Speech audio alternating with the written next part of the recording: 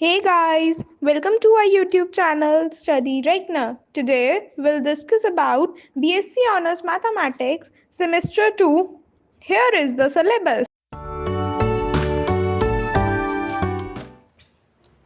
अब हम बात कर रहे हैं लीनियरली डिपेंडेंट की। इसकी डेफिनेशन देख लेते हैं।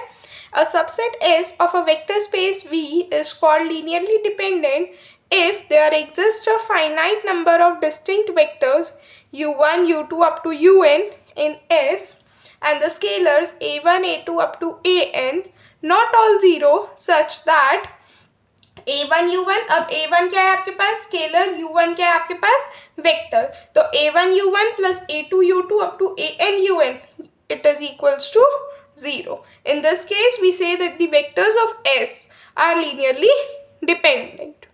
ठीक है, सो लीनियरली डिपेंडेंट क्या होगा कि यहाँ पे एक जो है finite number of distinct vectors होंगे और स्केलर्स होंगे not all zero, such that ये इक्वेशन आ जाएगी। ठीक है, अब हम इंडिपेंडेंट की बात कर लेते हैं, linearly independent. So a subset S of a vector space that is not linearly dependent is called your linearly independent. The following facts about linearly independent sets are true in any vector space. First, the empty set is linearly independent. For linearly dependent sets must be non-empty. Second condition, a set consisting of a single non-zero vector is linearly independent. For if u is linearly dependent, then au equals to 0 for some non-zero scalars a. Thus u किसकी equal आ जाएगा, a inverse into au, that is a inverse into 0, that is 0. So a set is linearly independent if and only if the only representation of 0 as the linear combination of its vector are the trivial representations. The condition in the item 3 provides the useful method for determining whether the finite set is linearly independent.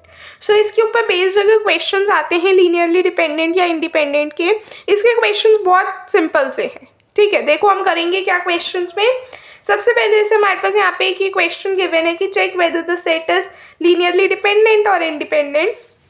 तो अब हम देखेंगे ये हमारे पास एक set S given है, ठीक है, जिसके अंदर ये वैल्यूज है। तो अब हम मान लेंगे कि यहाँ पे अल्फा 1, अल्फा 2, अल्फा 3 और अल्फा 4 जो है स्केलर्स है, सच दैट अल्फा 1 इंटू ये वाला bracket plus alpha 2 into this bracket plus alpha 3 into this bracket plus alpha 4 into this, ये पूरा जो है किसकी इक्वल हो जाएगा, 0 के। तो जो यहाँ से इक्वेशंस बनेंगी वो क्या बन जाएंगी, alpha 1 plus 2 alpha 2 plus alpha 3 equals to alpha 3 minus alpha 4 equals to 0। ऐसे ही ये सारी इक्वेशंस बन जाएगी जब आप इसको इक्वेट करोगे। अब हम क्या करेंगे, इन सारी इक्वेशंस को ना सॉल्व करेंगे। अगेन हम जो है मैट्रिक्स में जो है मैट्रिक्स में सीख चुके हैं गॉस एलिमिनेशन या गॉस जॉर्डन मेथड, आप उसी को यूज करके जो है यहाँ पे इन इक्वेशंस को सॉल्व करोगे। तो यहाँ पे बस मैंने इक्वेशंस को सॉल्व किया है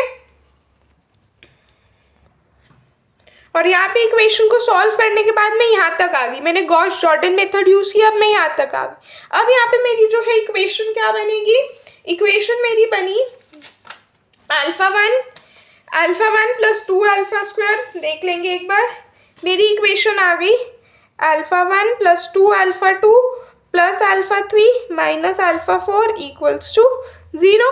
second alpha 2 plus 3/2 alpha 3 equals to 0।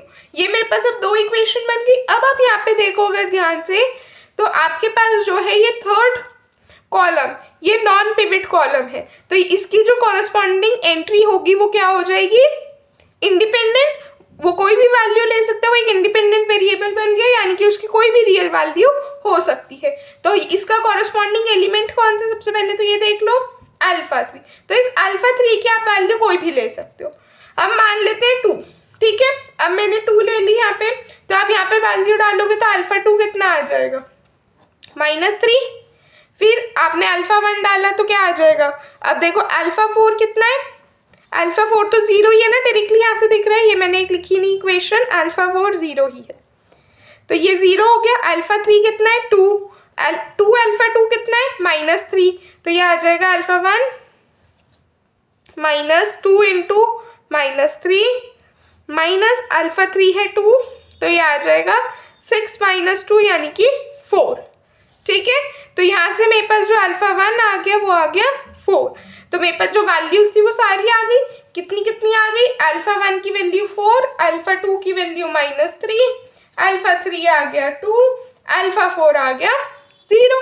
अब आपने ये वाली सारी वैल्यूज को कहाँ डाल देना है? जो आपने यहाँ पे बनाए थे ना स्केलर्स के साथ, उसमें डाल देना है। फिर आप जब इसको चेक करोगे तो ये सारे के सारे 0 हो जाएंगे। ठीक है, तो आपकी जो ये वाली इक्वेशन थी वो ट्रू होगी। तो दस एस इज लीनियरली डिपेंडेंट। ठीक है, अब हम एक थ्योरम देख लेते हैं, छोटी सी थ्योरम है। अब ये थ्योरम क्या कहती है कि late V be the vector space and S1 be the subset of S2 and S2 be the subset of V. If S1 is linearly dependent, then S2 is linearly dependent. कि अगर S1 linearly dependent है तो S2 भी जो है linearly dependent होगी। तो हमें ये कंडीशन गिवन है कि S1 लीनियरली डिपेंडेंट है, हमें दिखाना है S2 लीनियरली डिपेंडेंट है। Since S1 is linearly dependent, अगर लीनियरली डिपेंडेंट है तो इसका मतलब यहाँ पे स्केलर्स एग्जिस्ट करेंगे alpha 1 alpha 2 up to alpha n, और vectors u1 u2 up to un that are not all 0 such that alpha 1 u1, अब अल्फा 1 आपके पास स्केलर हो गया, u1 वेक्टर हो गया, दिस इज इक्वल्स टू 0। जैसे अभी हमने कंडीशन पीछे पढ़ी थी डेफिनेशन में, वही सेम डेफिनेशन आ गई। तो अब इसको हम ए कंडीशन कह देते हैं। u1 u2 up to un ये किस में बिलोंग कर रहे हैं? S1 में, जो कि किसका सबसेट है? S2 का। तो जाहिर सी बात है कि ये S2 में भी बिलोंग करेंगे, such that condition A holds. So this S2 जो है लीनियरली डिपेंडेंट हो गया। ठीक है, सो आई होप आपको आज का लेक्चर समझ में आया होगा। स्टिल किसी को कोई डाउट्स है आप कमेंट सेक्शन में पूछ सकते हैं। नेक्स्ट टॉपिक के लिए बने रहें, तब तक के लिए चैनल को लाइक करें, शेयर करें और सब्सक्राइब करें। Thank you everyone.